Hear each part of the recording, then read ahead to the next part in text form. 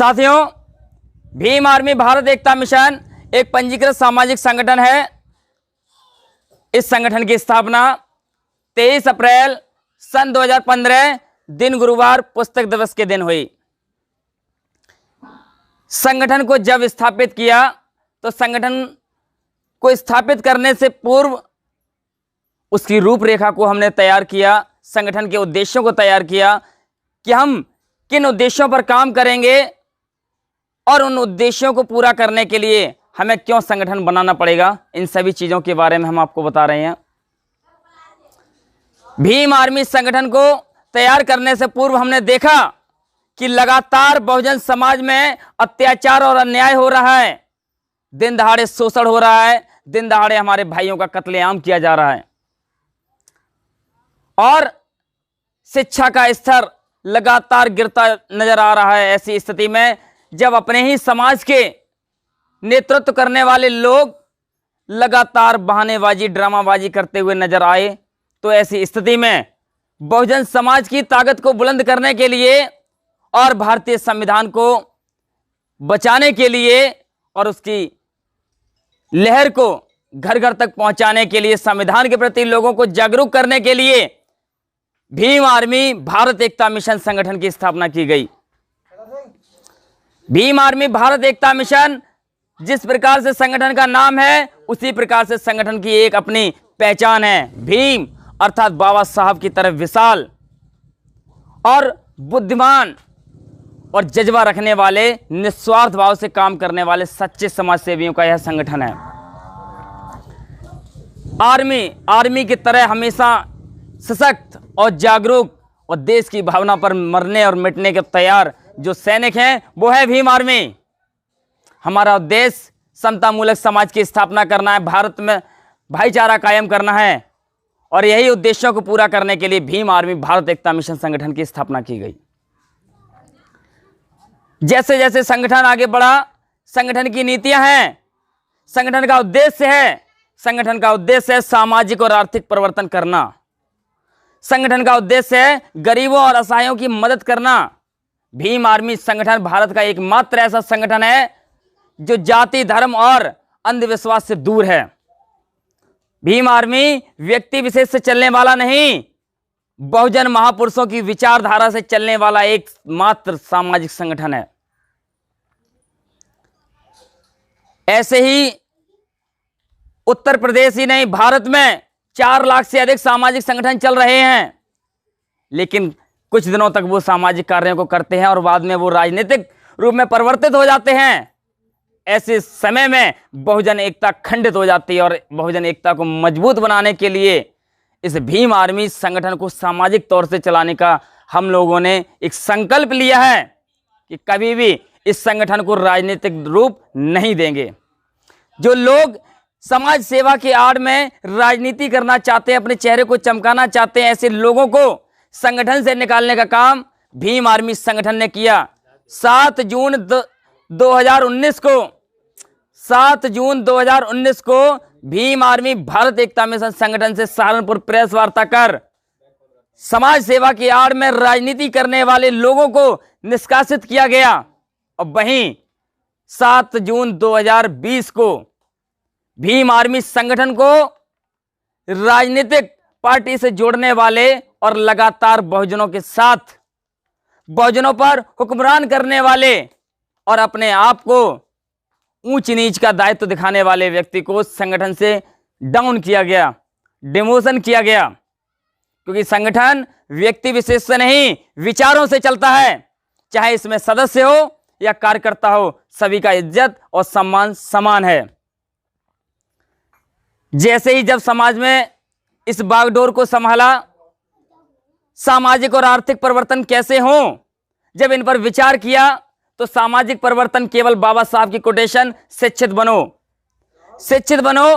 और जब हम शिक्षित होंगे तभी हम संगठित होंगे और जब संगठित होंगे तभी हमारा संघर्ष होगा। संघर्ष हमारा किसी व्यक्ति विशेष से नहीं, संघर्ष हमारा केवल और केवल गलत विचारों से है, संघर्ष हमारा कुरीतियों से है, संघर्ष हमारा पाखंडवाद से है और संघर्ष करने के लिए हमें शिक्षित होना होगा। आवश्यक है। इसके लिए भीम आर्मी गांव स्तर पर कोचिंग सेंटर खोलने का काम कर रही है। और भारत में भीम आर्मी मात्र एक ऐसा संगठन है जो लगातार जितना कहता है उससे ज्यादा कहने के हिसाब से करने में ज्यादा जज्बा रखता है। समाज की विडंबना थी, लगातार बहुजन समाज को मजबूत करने के लिए बहुजन चिंतकों के सुझाव आए कि कैसे अंबेडकरवाद को बढ़ाया जाए। क्या है ये अंबेडकरवाद? इस संसार में मैंने दो ही बात देखे हैं, पहला पाखंडवाद और दूसरा अंबेडकरवाद। जब बात करते हैं अंबेडकरवाद की तो अंबेडकरवाद है क्या और इसमें किस प्रकार के लोग रहते हैं?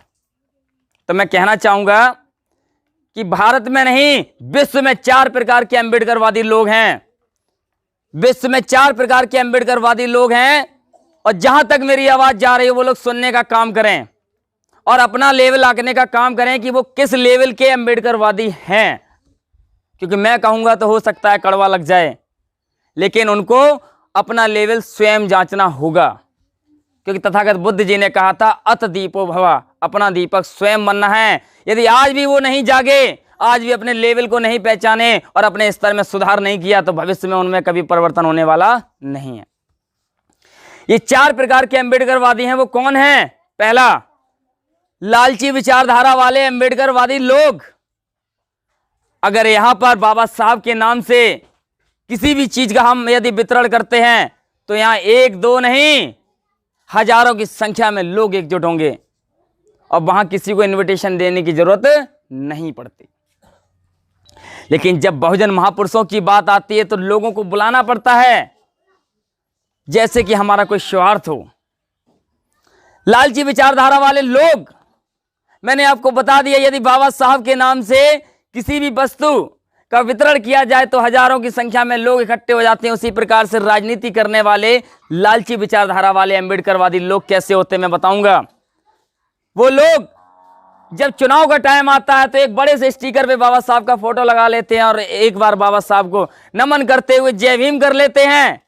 और जिस दिन वो काबिल हो जाते हैं, काबिज हो जाते हैं, जीत जाते हैं, उसके बाद उन्हें बाबा साहब की याद नहीं आती। ऐसे हैं ये अंबेडकरवादी, नकली आलसी अंबेडकरवादी लोग, लालची विचारधारा वाले लोग। ऐसे लोगों से हमें सावधान रहना होगा। बहुत से ऐसे होंगे जिन लोगों को मेरी बातें कड़वी लग रही होंगी तो वो कन्फर्म मैं दावे से कह सकता हूं, क्योंकि वादा कच्चा होता है और वादा तो केवल फेंकू करता है और हम समाज सेवी हैं इसलिए हम दावा करते हैं। सच्चे अंबेडकरवादी लोग कैसे होते हैं मैं बताऊंगा आपको।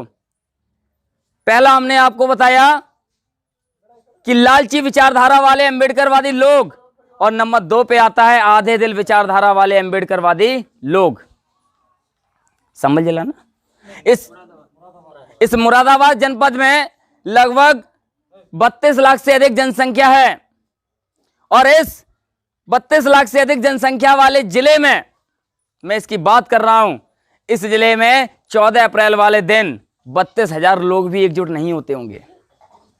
32,000 लोग भी एकजुट नहीं होते होंगे, लेकिन बात करते हैं वो अंबेडकरवाद की। दुर्भाग्य है, धिक्कार है ऐसे लोगों पर जो आज बाबा साहब के आरक्षण का लाभ लेके आगे तो बढ़ गए, लेकिन बाबा साहब के नाम को प्रचारित और प्रसारित करने का काम नहीं कर रहे। ये वही लोग हैं जो 14 अप्रैल को, जब 14 अप्रैल का समय आता है तो अपने आप को हाईलाइट दिखाने का काम करते हैं, और लेकिन 14 अप्रैल के बाद साल के 364 दिन अपने घरों में सोने का काम करते हैं। यदि ये सभी लोग एकजुट होने का काम करें और हर रविवार को, हर सोमवार को या हर हफ्ते एक मीटिंग करें तो मैं दावा करता हूं कभी भी बहुजन समाज के ऊपर कभी भी कोई अत्याचार करने का साहस नहीं करेगा, किसी की हिम्मत नहीं होगी, क्योंकि बहुजन एकता को हमें समय समय पर दिखाना होगा। यही है आधे दिल विचारधारा वाले अंबेडकरवादी लोग। नकली अंबेडकरवादियों की कथनी करनी में है कितना अंतर। बात करते हैं बाबा साहब की और घर में पढ़ते हैं वेद मंत्र। ये लोग बाबा साहब को नहीं मानते और ना ही उनकी विचारधारा को मानते हैं। ये लोग केवल और केवल अपने स्वार्थ के लिए समय आने पर जय भीम तो बोल लेते हैं, लेकिन बाद में जय भीम का